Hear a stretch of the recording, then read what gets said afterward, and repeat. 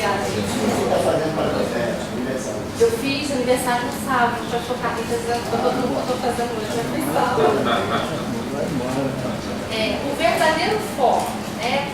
A gente falou isso a semana passada, então só para a gente retomar. Assim, do mesmo fio onde a gente parou, o verdadeiro foco da apologética não é provar para o mundo que eles são errados e que eu sou certo. O verdadeiro foco da apologética é trazer para o mundo a luz da verdade de Deus.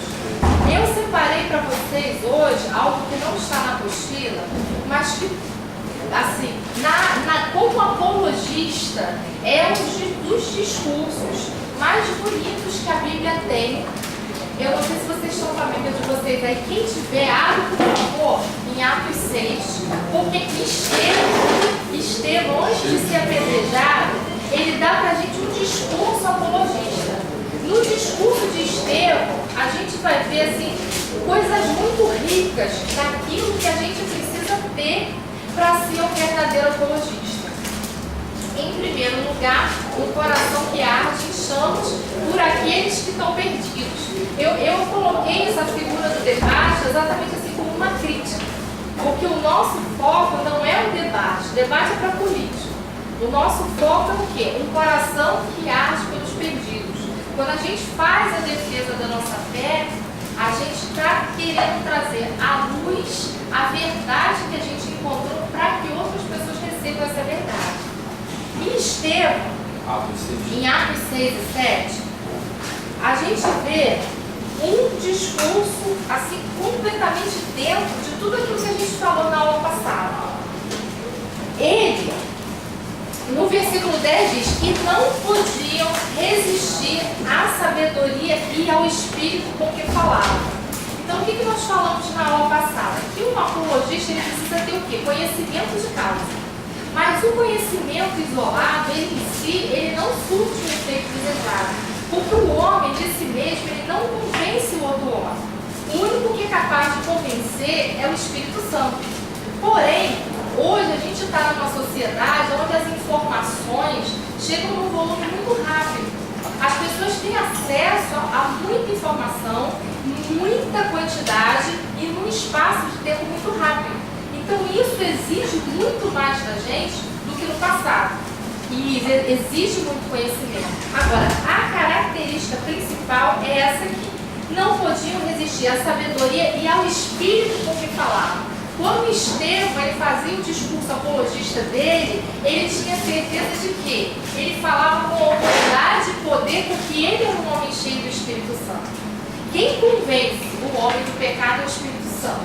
Se a gente pretende convencer alguém sobre a nossa fé, se a gente pretende clarear os olhos de alguém sobre uma doutrina de heresia, sobre uma doutrina errada, a gente precisa ser cheio do Espírito Santo. Então, o conhecimento, a palavra do Senhor diz que a letra sozinha marca e o Espírito vivifica. A gente precisa crescer no conhecimento, mas o conhecimento e o Espírito eles precisam andar juntos. E Estevão, ele foi assim, o quadro mais bonito, assim, para mim, que eu encontro na Bíblia, nessa área. E eles apresentaram ali falsas testemunhas, até que o sumo sacerdote, no 7, versículo 1, disse para ele, e disse o sumo sacerdote, porventura, é isto assim? Por quê? Porque Estevão, ele estava sendo acusado, por causa do cristianismo, uma doutrina que para os judeus é que era heresia. Da mesma forma que a gente olha uma doutrina morta, uma doutrina kardecista, e a gente entende aquilo como heresia, os judeus naquela época, eles olhavam para o cristianismo e eles achavam que era um bando de gente que estava distorcendo a verdade da fé deles. Então não é à toa que Paulo era um assassino de cristãos. Para ele estava sendo um apologista judeu. Ele estava de uma maneira errada. A gente não precisa ser um assassino de ninguém para defender a nossa fé. Já chega de derramamento de sangue lá, islamismo e homem-bomba, isso é uma doutrina errada. Mas ele achava que ele estava sendo um apologista judaizante, fazendo aquilo ali. Então, o cristianismo, ele estava nessa época na contramão. Ele é que era visto pelos judeus como uma seita herética.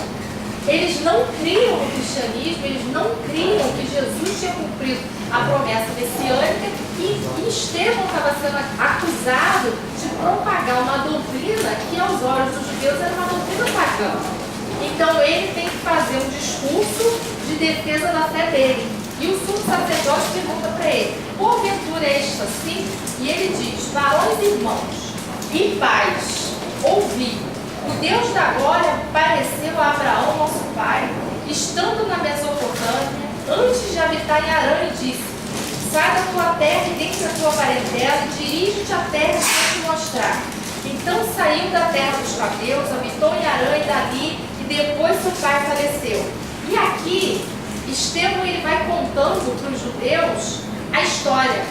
Ele vai mostrando para os judeus o seguinte: eu falo daquilo que eu conheço.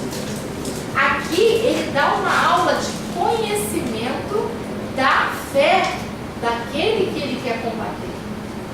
Para você combater a fé que você considera herética, você precisa ter firme fundamento da sua fé e daquilo que você está argumentando contra. Então, como que Estevão começa o discurso dele? Ele começa indo até Abraão, o pai da fé, patriarca, dentre os patriarcas respeitado e honrado pelos judeus, e ele começa ali a contar a história. Então, o que primeiro Estevão faz com aquele sacerdote? Primeiro, ele dá uma aula de conhecimento. Ele está dizendo assim: olha, eu estou combatendo a fé de vocês, mas eu sei o que eu estou combatendo. E ele foi contando a história desde Abraão e até Sara, e ele foi fazendo o quê? Ele foi mostrando para eles: eu estou contra a fé de vocês, contra, entre aspas, que Estevão era um homem completamente pacífico. Tanto é que ele deu uma aula, assim, foi os dois únicos que pediram pelos seus algozes, né? Foi Estevão e Jesus, que pediu que Deus perdoasse aqueles que estavam os matando. Então Estevão era um homem que era de uma linha pacífica, ele era aquela linha mais defensiva, ele não era um ofensor, mas aqui ele dá uma aula de conhecimento. Ele conta toda a história do que Deus falou para Abraão, das promessas que foram feitas, do pacto da circuncisão. Ele narra aqui, a partir do 9, a história de José indo para o Egito, das tribulações que Deus levou ao povo. E ele vai narrando, por todo o capítulo 7, toda a história de Israel. Aqui, Estevão, ele dá uma aula de conhecimento. A primeira coisa que ele faz no discurso apologista dele é dar uma aula de conhecimento bíblico. Ele tem conhecimento, o que pra gente hoje é bíblico, no total, para ele era o quê? A lei e os profetas. Ele mostra para aquele povo: eu conheço a tua lei, eu conheço os teus profetas, eu falo daquilo que eu tenho conhecimento.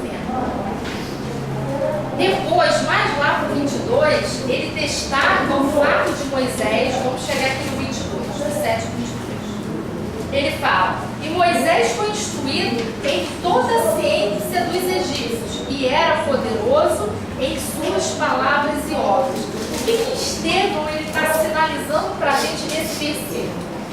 Que o líder que Deus levantou para separar o povo de uma cultura pagã também era conhecedor da cultura inimiga. Deus levou o povo para o Egito, mas por um tempo havia uma promessa: 400 anos depois vocês vão ser de lá. O povo passou da hora, 430 anos eles ainda estavam lá. A pessoa que Deus levantou para ser o apologista daquela ocasião foi alguém que foi criado em toda a ciência e cultura do Egito. Então aqui no discurso de Estevão, ele mostra para a gente mais uma vez que aquele que Deus levantou, Deus não só preparou ele para liderar Israel, mas com essa preparação Deus permitiu que ele estivesse lá no olho do furacão, que ele conhecesse toda a cultura pagã do Egito.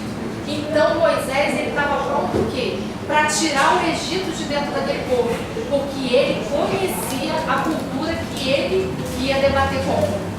Então, para a gente ser um apologista, a gente precisa conhecer a nossa e conhecer a fé do outro também. Essa aula, mais outra aula, a gente vai ficar na defesa da fé.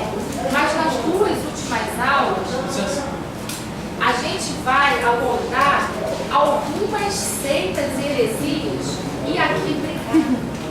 E aquilo em que elas se baseiam.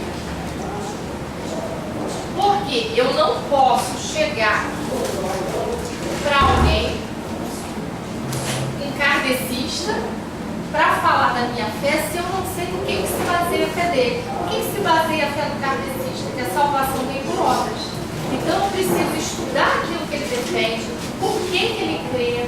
São pessoas que muitas vezes, por isso a gente tem que ter muito amor, né? A gente tem que ter muito amor na hora de fazer a defesa da nossa fé. São pessoas que muitas vezes elas têm muita fé, só que a fé ela está canalizada no lugar errado.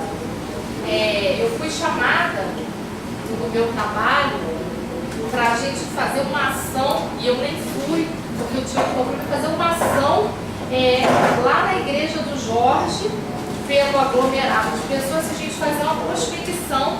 Eu trabalho com imóveis, a gente ia fazer uma prospecção dos imóveis lá. E como aquela estava lotada, eu não fui, eu tinha um cliente para atender e eu não compareci lá, não fui.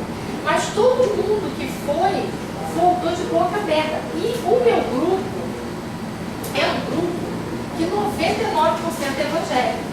E eles voltaram impactados com a quantidade de pessoas que tinham lá na igreja do Jorge e com a devoção que aquelas pessoas estavam ali naquele momento. Por quê? São pessoas que sabem que tem um vazio, mas eles não sabem como preencher. Então, quem somos nós?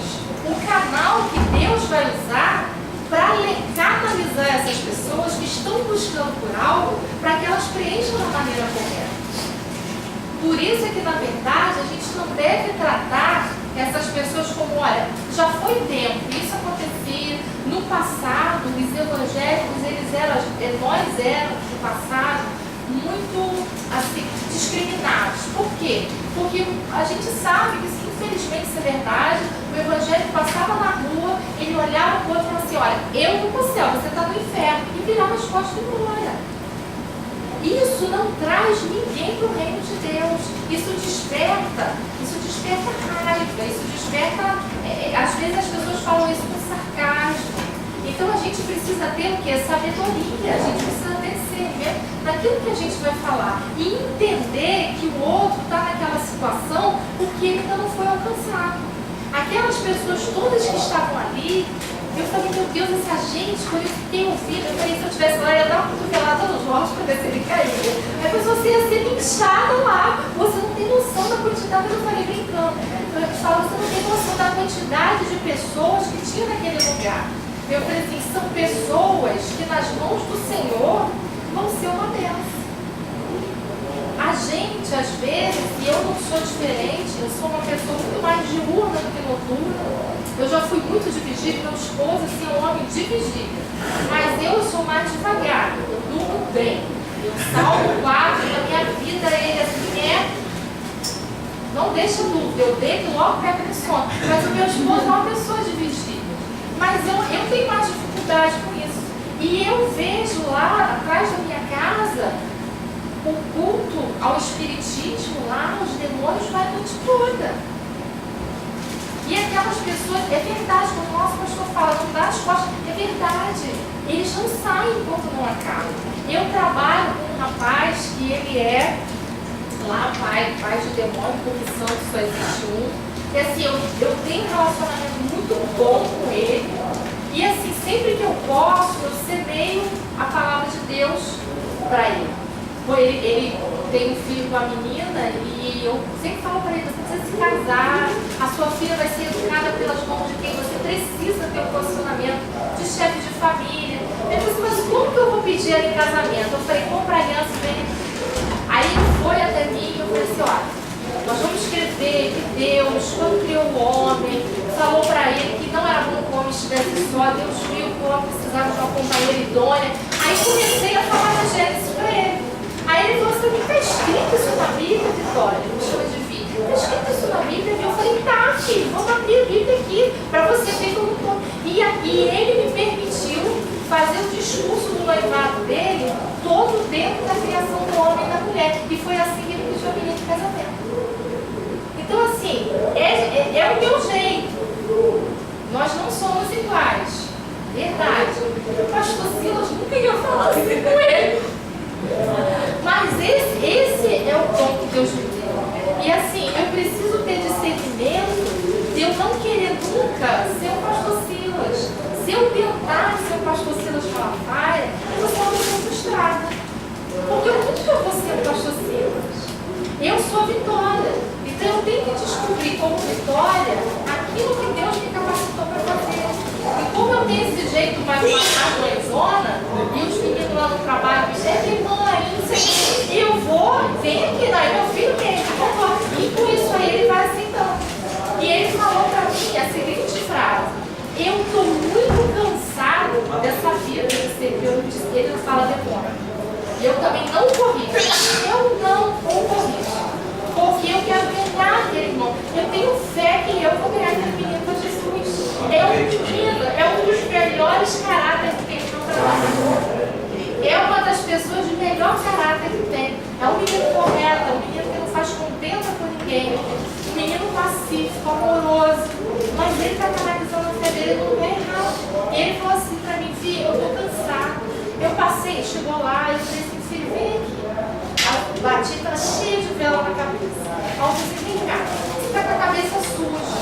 Mas eu não toquei que eu sabia, eu falei, você está cheio de vela, eu falei, você está com a cabeça suja, vem cá. Aí tirei aquilo, já aproveitei para orar em espírito. Aí ele falou assim, vem cá suja, ele falou assim, eu estou cansado dessa vida. Eu estou cansado dessa vida, eu passei a noite toda lá sem poder ir embora, agora eu vim trabalhar. Ele está ali porque ele tem medo daquilo. Ele está ali porque ele está aprisionado. Ele não conhece a verdade. E ele não sabe que se ele tiver encontro com Jesus, ele vai ser livre, ele não vai ter medo de que demônio vai arriar, vai adoecer. Ele está com a avó com câncer, a mãe com depressão tentando se matar. Eu falei, meu filho, o que mais que falta acontecer na sua casa? Aí eu falei para ele, você não quer trazer? Eu ia trazer, porque eu chamei ele para trazer a mãe dele. Aí eu falei assim, vamos levar sua mãe lá na igreja, ou eu vou lá, a gente faz uma oração. Aí ele, lá a gente também faz uma reza. Ai meu Deus, eu vou pular em cima dele. Porque assim, a gente fica naquela, por você quer logo que aquilo ali se manifeste luz. Por você, por mim, eu chamo o filho, vem aqui. Você é demônio, isso não é santo, droga nenhuma. Você vai pro inferno. Mas se eu fizer isso, eu vou perder o meu irmão. E eu tenho que ter esse domínio próprio. Nós precisamos de domínio próprio. Precisamos entender qual é a situação que a gente está vivendo naquele momento. É uma situação de eu falar, porque tem hora que você tem que falar. Tem hora que você tem que ser direto no assunto. Mas existem situações que o Espírito Santo vai te dar discernimento. Aguarda mais um pouquinho, continua ali, sabe, semeando, andando e chorando, você vai voltar com alegria trazendo os feixes. Amém? Então assim, se eu fosse para o debate com ele, e toda vez que eu pego aquele menino para evangelizar, vem um estagiário, que é filho de um casal batista e desviado. E toda vez que eu pego aquele rapaz para evangelizar, que eu estou sozinha, que a minha sala só trabalha eu. E a minha sala ela é acesso para banheiro, acesso para. É um ponto estratégico de Deus, é acesso para geladeira. Todo mundo que tiver sede, fome, vontade de beber, tem que passar por mim. Então eu sempre dou um sorriso, dou uma palavrinha e sempre as pessoas param um minutinho ali comigo. E toda vez que eu estou evangelizando esse rapaz, esse estagiário vem, e ele é revoltado com a palavra, ele foi dispensado na sexta-feira. E eu tinha de hora, eu falei assim, eu vou tirar o chinelo do pé, porque ele tem 16 anos, ele parece até com o meu filho caçula, eu falei, eu vou pegar ele. Toda vez que eu estava evangelizando o rapaz, o estagiáriozinho, ele chegava assim, só, sabe, só para contrariar, gosto, era ele. Porque ele assim está completamente desviado e é uma pessoa revoltada com a igreja. Por quê? Porque de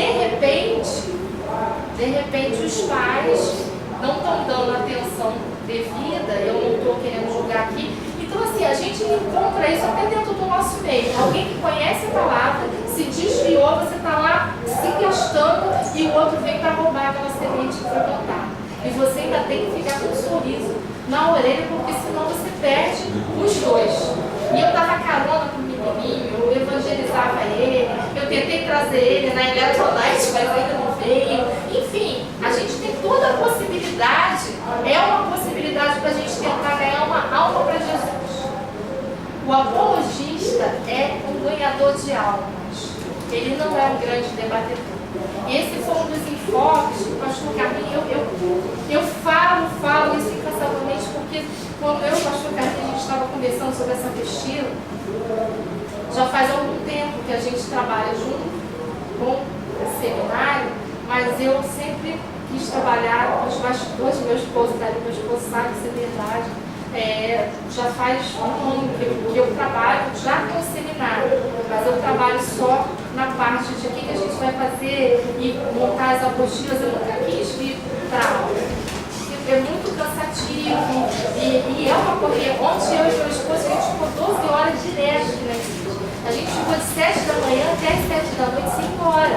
Então assim, a gente já não estava mais aguentando, e não é fácil. Mas assim, o reino de Deus é conquistado por esforço. Então a gente vem dando glória. Mas assim, mais um compromisso, então eu relutei um pouco. Mas quando finalmente eu vim, foi uma das coisas que ele enfatizou: Vitória, a gente não quer formar líderes para debate. A gente não está formando líderes para política. A gente está formando líderes para ganhar. Eu quero que esse povo, que essa turma, eles saiam dessa aula como luz. Então, por isso é que eu estou tão chatinha, toda hora falando, que o nosso objetivo com essa aula é ganhar as almas para Jesus.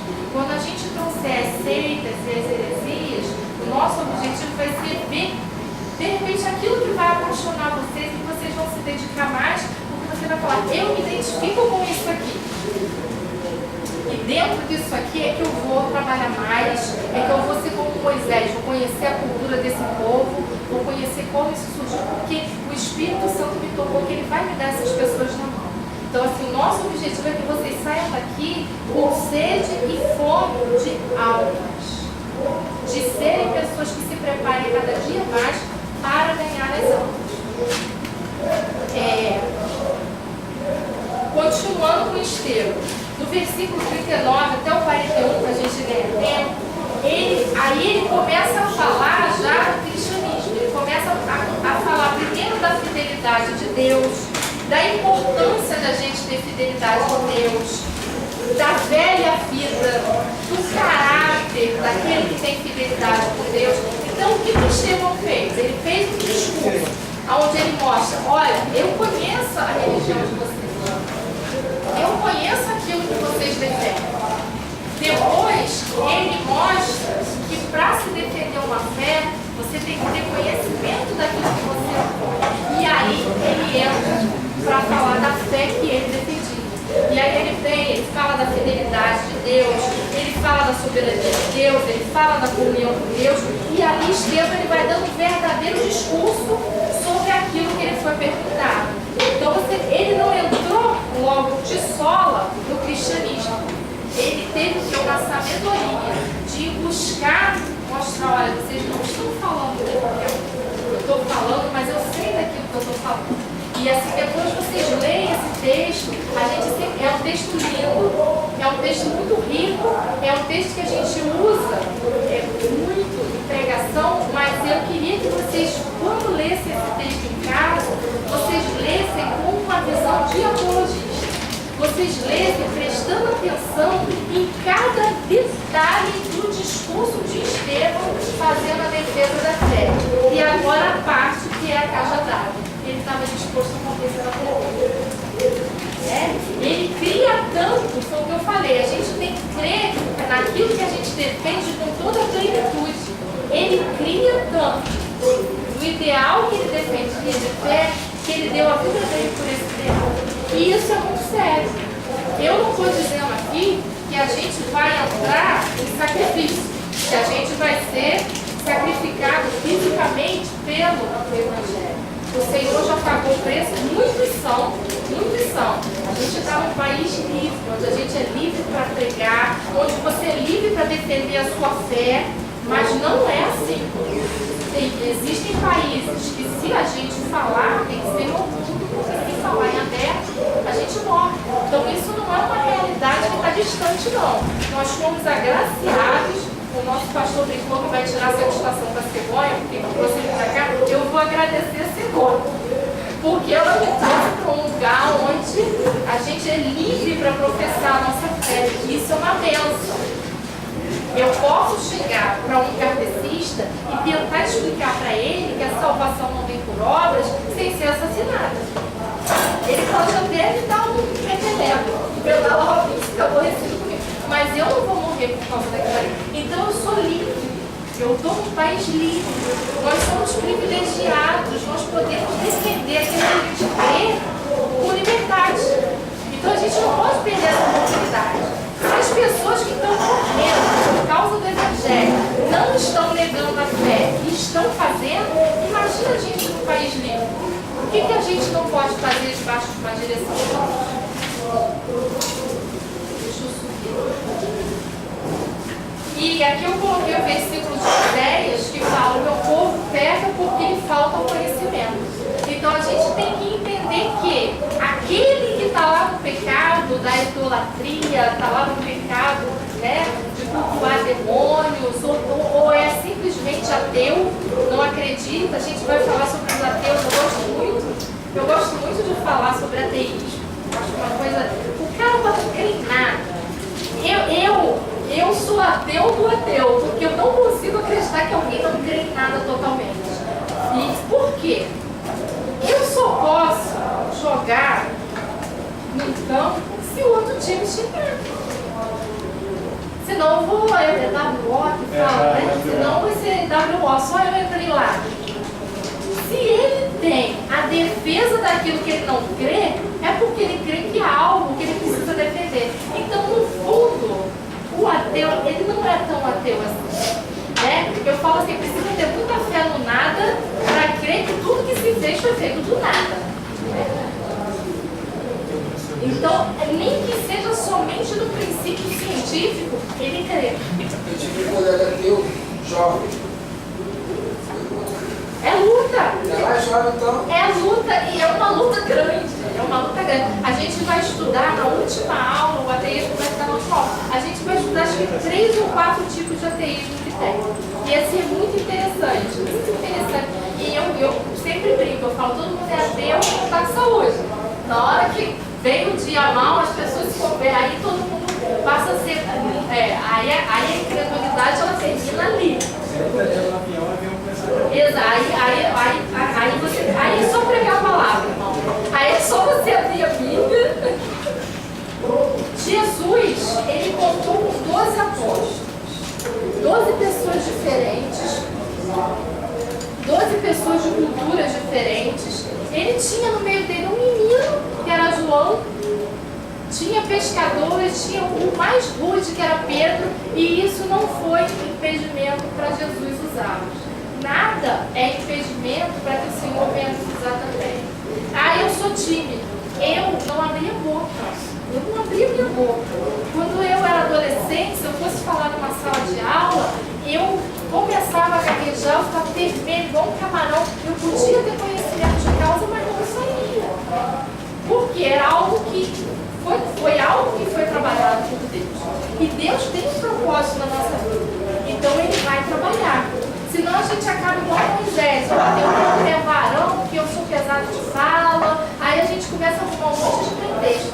Deus, Ele vai nos usar com aquilo que Ele nos deu. A gente não precisa levar a para falar no nosso lugar, não, porque Ele vai nos capacitar com as palavras certas.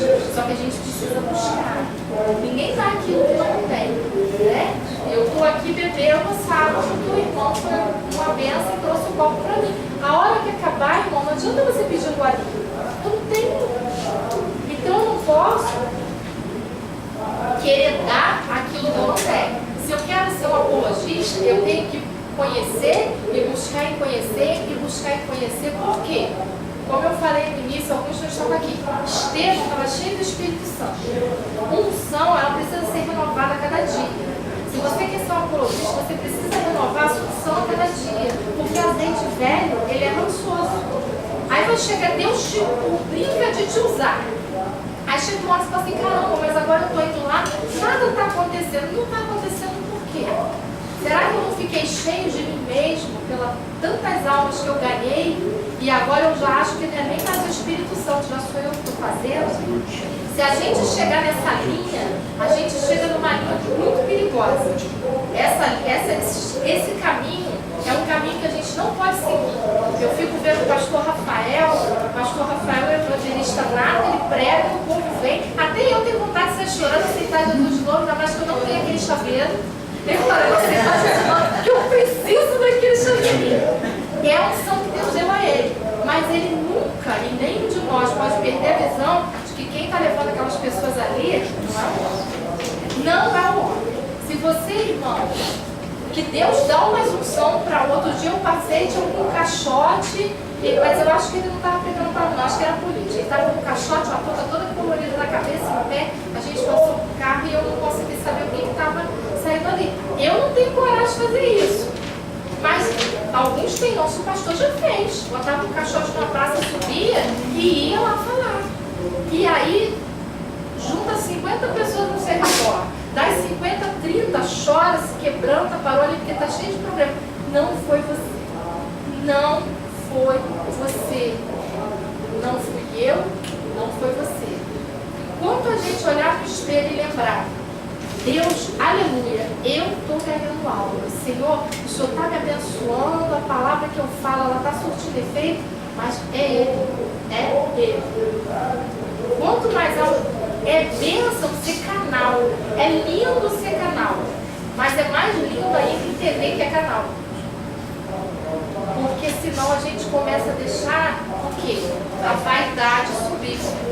Não, eu tenho conhecimento, eu sou um cara, eu chego lá, falo e todo mundo se rende. Não, quem faz é o Espírito. Você se prepara e o Espírito Santo ele vai negar aquilo que você se preparou para fazer. Amém? Inclusive, Deus não ouvirá a vaidade, né?